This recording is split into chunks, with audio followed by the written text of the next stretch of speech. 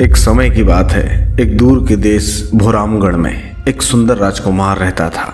उसका नाम राजकुमार वीर था। वह एक दयालु, शक्तिशाली, चतुर और उदार युवक था।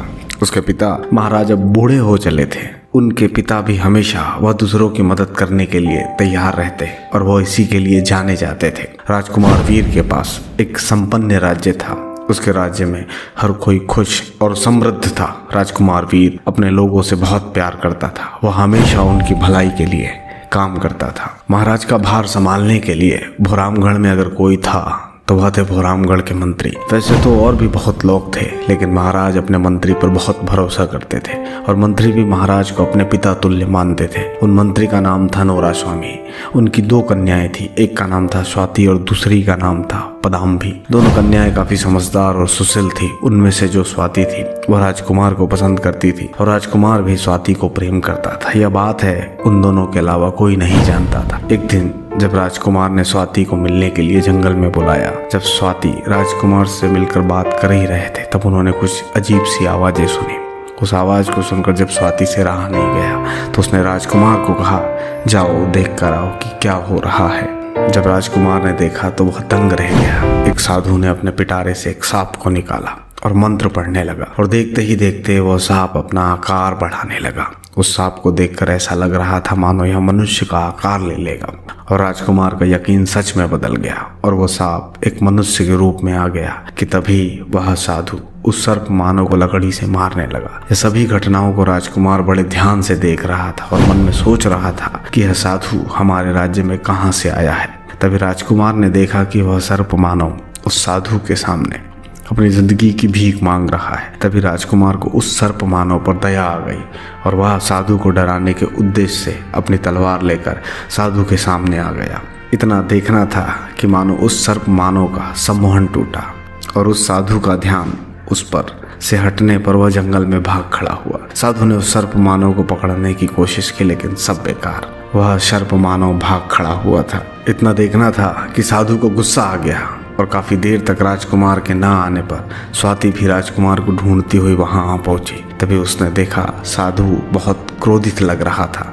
साधु ने राजकुमार वीर को देखा और कहा, तुम एक अहंकारी और स्वार्थी राजकुमार हो। तुम अपने लोगों की परवाह नहीं करते, तुम केवल अपने लिए जीते हो। तुमने मेरे सेवक एक इच्छाधारी नाग को मुझसे दूर भगा दिया है। राजकुमार वीर साधु की बात सुनकर आहत हो गया। उसने कहा, यह सच नहीं है। मैं अपने लोगों से बहुत प्यार करता हूँ। मैं हमेशा उनकी भलाई के लिए काम करता हूँ। मेरा इरादा आपको या आपके सेवक को ठेस पहुँचाना नहीं था।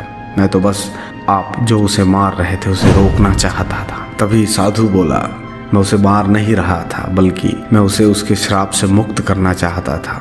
और स्वाति ने देखा कि साधु का क्रोध कम नहीं हो रहा है। तभी साधु ने कहा, तुम झूठ बोल रहे हो। तुम एक झूठे और धोखेबाज हो। मैं तुम्हें श्राप देता हूँ कि तुम एक सर्प मानव बन जाओ। साधु ने यह कहकर एक मंत्र पढ़ा और अचानक राजकुमार वीर के शरीर में बदलाव होने लगा। उसका शरीर गोलाकार और खाल खींचने लगी।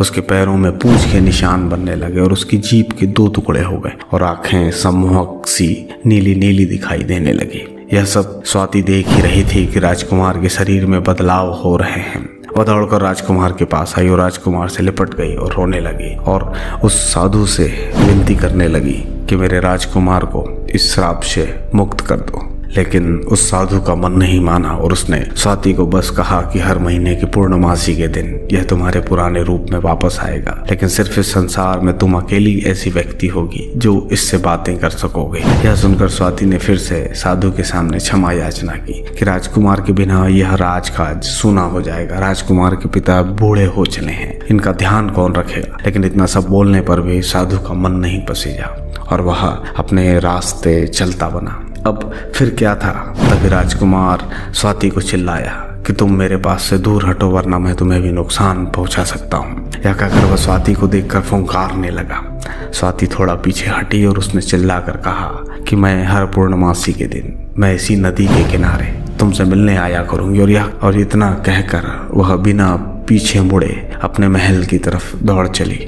इधर राजकुमार वीर सर्प मानव बन गया था। वह बहुत भयभीत था। वह नहीं जानता था कि क्या करे। वह अपने राज्य वापस गया और जब महल के पास गया तो उसने सोचा कि यहीं रह लेता हूँ कि तभी द्वारपाल उसे देखकर मारने के लिए दौड़े, क्योंकि लोग उसे पहचान नहीं पाए और वह उसे एक सर्प समझकर भगाने लगे। राजकुमार वीर को बहुत दुख हुआ और अपने राज्य से निर्वासित हो गया था। इसके बाद वह जंगल में चला गया। जंगल में राजकुमार वीर एक ढूमर में रहने लगा। वह एक सांप की तरह शिकार करना और जंगल में रहना सीख गया। और समय मानो जैसे पंख लगाकर उड़ रहा था और आखिर पहली पूर्णमासी की रात भी आ गई। राजकुमार को अपनी मनोदशा का अंदाजा था और वह यह भी जानता था कि पूर्णमासी की रात को स्वाति उससे मिलने उस नदी के किनारे आएगी और वह ठीक समय पर नदी के किनारे चल दिया। लेकिन यह क्या, उस दिन गुरु पूर्णिमा होने के कारण दीपदान का उत्सव था और गांव के सभी लोग दीपदान करने नदी पर आए हुए थे। उन्होंने जब एक बड़े सांप को अपनी तरफ आते देखा तो सभी लोग सांप को भगाने या यूं कहें तो उस सांप को मारने के लिए दौड़ पड़े। उस भीड़ में स्वाति भी शामिल थी। जब उसने सांप को आते देखा तो समझ गई कि यही राजकुमार वीर है। और यह दीप उत्सव इसलिए भी था कि राजकुमार कई दिन से गायब था। यह उनकी सलामती के लिए ही दीपदान किया जा रहा था। स्वाति मन ही मन सोच रही थी, यह कैसा प्रकृति का सिद्धांत है, प्रकृति का न्याय है। जिस व्यक्ति के लिए दीपदान किया जा रहा है उसे ही मारकर भगा दिया गया। स्वाति कुछ बोली नहीं, बस देखती रही। और थोड़ी देर बाद राजकुमार भी भयभीत होकर वहां से चला गया और मन ही मन सोचने लगा कि मुझे इस रूप में किसी भी तरह बाहर निकालने का कोई न कोई उपाय करना पड़ेगा। और उसने सोचा कि मुझे आने वाली पूर्णमासी का इंतजार करना पड़ेगा। और लगभग 1 महीने बाद वापस फिर से पूर्णमासी आई और राजकुमार, जो कि सर्प मानव था, चल पड़ा अपनी प्रेयसी से मिलने और जाकर एक पेड़ के पीछे छुप गया और इंतजार करने लगा। वह सोच रहा था कि स्वाति आएगी भी या नहीं। तभी उसे चांदनी रात में एक स्त्री की परछाई आती हुई दिखाई दी। राजकुमार समझ गया कि यही स्वाति है। स्वाति जैसे ही उसके पास आई, दोनों एक दूसरे को थोड़ी देर तक देखते रहे। उसके बाद स्वाति राजकुमार से लिपट गई और रोने लगी कि तुम कब तक इस तरह से रहोगे? क्या हम दोनों का मिलना संभव नहीं हो पाएगा? क्या हम दोनों शादी नहीं कर पाएंगे? इतना सुनना था कि राजकुमार वीर भी चिंता में आ गया और सोचने लगा। और सोचकर उसने जवाब दिया, तुम ही बताओ मैं क्या कर सकता हूँ? तभी स्वाति ने कहा, क्या मैं अपने पिता से बात कर सकती हूँ? क्या वह मेरी बात पर भरोसा करेंगे? इस पर राजकुमार ने कहा, तुम अपने पिता से बात मत करो, मुझे ही शायद इस समस्या का कोई न कोई हल निकालना पड़ेगा। तुम एक काम करो, किसी भी तरह से जिस साधु ने मुझे श्राप दिया था उस साधु के गुरु का पता करो, शायद वही कुछ समस्या का हल निकाल सकें। क्योंकि किसी भी शिष्य के लिए उसके गुरु का आदेश सर्वोपरि होता है। और इतना कहकर राजकुमार चुप हो गया और इसके बाद वह दोनों काफ़ी देर तक नदी के किनारे बैठे हुए चांद को देखते रहे।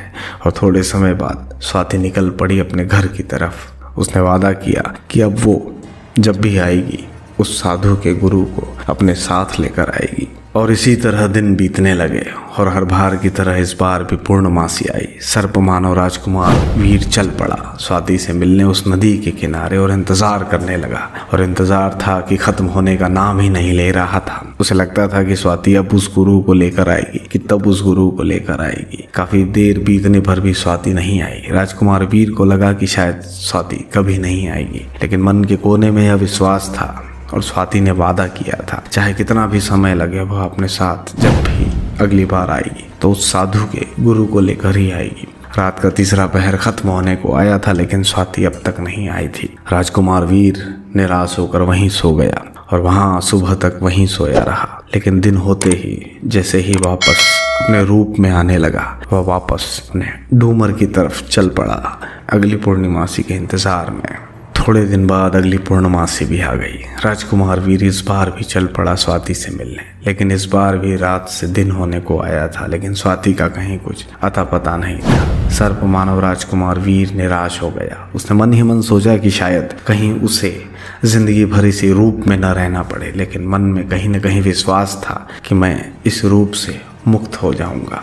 और स्वाति इस बार भी नहीं आई। और इसी तरह धीरे धीरे करते करते 6 महीना बीत गया और राजकुमार वीर का विश्वास था कि धीरे धीरे क्षण पड़ता जा रहा था। और राजमहल में अफरा तफरी का माहौल था कि राजकुमार पिछले 6 महीनों से महल से गायब हो गया है और अब पिछले 3 महीनों से मंत्री नोरा स्वामी की पुत्री स्वाति भी लापता है। कुछ लोगों ने बोला कि इस राज्य को किसी पूरी आत्मा की नजर लग गई है जो अब एक के बाद एक लोग इस राज्य से गायब हो रहे हैं। राजा ने गांव में मुनादी करवा दी कि जिस किसी को भी राजकुमार या स्वाति दिखाई दे या उन दोनों का पता बताने वालों को या उन दोनों में से किसी एक का भी पता बताने वालों को उचित इनाम दिया जाएगा और राज दरबार में एक अच्छे पद पर नौकरी देकर सम्मानित किया जाएगा। आज से थोड़े दिन बाद पूर्णमासी होने वाली थी। सर्प मानव राजकुमार ने सोचा कि शायद इस बार भी अगर स्वाति उस साधु के गुरु को लेकर नहीं आती है तो मैं उस जगह वहां जाना छोड़ दूंगा। पूर्णमासी के दिन शाम होते ही राजकुमार वीर चल दिया उस नदी के किनारे और रात का वक्त होने पर उसने देखा कि उसे दूर से एक स्त्री और एक पुरुष की परछाई आती हुई दिखाई दी। उसके मन में पहले तो लगा कि कहीं गांव वाले तो नहीं, लेकिन थोड़ी देर बाद जैसे ही वह परछाई धीरे धीरे नजदीक आने लगी तो उसके मन में एक उम्मीद जाग उठी और वह समझ गया कि स्वाति किसी को लेकर आई है। जैसे ही वह दोनों परछाई उसके नजदीक आई तो उसने देखा स्वाति एक तेजस्वी से दिखने वाले साधु को अपने साथ लेकर आई है और उस साधु की उम्र देखने से लग रहा था कि काफी थी। चेहरे पर लंबी दाढ़ी और मुख के तेज से लग रहा था मानो भगवान स्वयं इस धरती पर आ गए हों। जैसे ही स्वाति पास आई और उसने राजकुमार को उस तेजस्वी पुरुष का परिचय दिया और कहा यह तपस्वी उस साधु के गुरु हैं। इतना सुनना था कि सर्प मानव राजकुमार वीर ने उस तेजस्वी पुरुष को प्रणाम किया, पूरी गाथा बताई और उसने यह भी बताया कि वह बिना किसी बात के इस दंड को भुगत रहा है। राजकुमार ने कहा कि उसने ऐसा कुछ भी नहीं किया है जिससे उस साधु का कुछ नुकसान होता। तभी स्वाति बोल पड़ी, मैं पिछले 2 महीनों से इस तपस्वी की आराधना की है। मैंने इन्हें अपने और तुम्हारे साथ हुई सभी घटना का विवरण महाराज को बताया है। तभी वह तपस्वी बोल पड़े, मैं तुम दोनों के सच्चे प्रेम और एक दूसरे के प्रति लगाव का सम्मान करता हूँ। और तभी तपस्वी बोले, मेरे उस शिष्य की सबसे बुरी आदत है वह थोड़ी थोड़ी बात में गुस्सा हो जाता है। अगर कहीं भी उसके मन का नहीं दिखेगा तो उसे लगता है कि यह उसका अपमान है, लेकिन ऐसा होता नहीं है। वह कभी भी सच्ची बात को स्वीकार करने में थोड़ी झिझक महसूस करता है। तुमने काफी दिन इस दर्द को जिया है। तभी सर्प मानव राजकुमार भी तपस्वी के चरणों में लौट गया और महाराज को बोला, महाराज मुझे किसी भी तरह इस सर्प योनि से मुक्त कराइए, मैं आपका जीवन भर आभारी रहूंगा। तभी उस तपस्वी महाराज ने राजकुमार वीर को कंधा पकड़कर उठाया और स्वाति से कहा, मैं तुम्हें एक अभिमंत्रित बेलपत्र का फल देता हूँ, तुम इस फल को रोजाना सेवन करना और इसके बीज को इस राजकुमार के शरीर पर लेपन करना। इतना सुनना था कि स्वाति ने महाराज को हामी भरी और तपस्वी ने राजकुमार को आदेश दिया कि जब तक तुम सर्प बने रहोगे यह तभी संभव हो पाएगा, इसलिए तुम किसी सक्रिय मुंह की गुफा के अंदर केवल अपना आधा धड़ रखोगे और आधा धड़ बाहर, और ध्यान रहे कि तुम इस बच्ची को कोई नुकसान नहीं पहुंचाओगे। इतना कहकर वह तपस्वी अपने मार्ग पर आगे चल दिया और उसके थोड़े दिन बाद राजकुमार को तपस्वी के बताए हुए उपचार के अनुसार स्वाति ने उपचार किया और पूर्णमासी तक पूरी तरह स्वस्थ हो गया। जब दोनों एक साथ राज्य में पहुंचे तो सब लोगों को आश्चर्य हुआ। राजकुमार वीर ने महाराज को पूरी बात बताई कि किस तरह एक साधु के श्राप के कारण वह सर्प मानव में तब्दील हो गया था और किस तरह स्वाति ने उस श्राप से उसे मुक्ति दिलाई। इसके बाद राजकुमार वीर ने महाराज को कहा कि मैं स्वाति से विवाह करना चाहता हूँ। महाराज ने अपनी अनुमति दे दी और इसके बाद उन दोनों की धूमधाम से शादी करवाई गई और राजकुमार वीर का राज्याभिषेक करवाया गया। और उसके बाद राजा वीर और रानी स्वाति ने सैकड़ों सालों तक खुशी खुशी शासन किया और लोग उनके राज्य में बहुत खुश थे।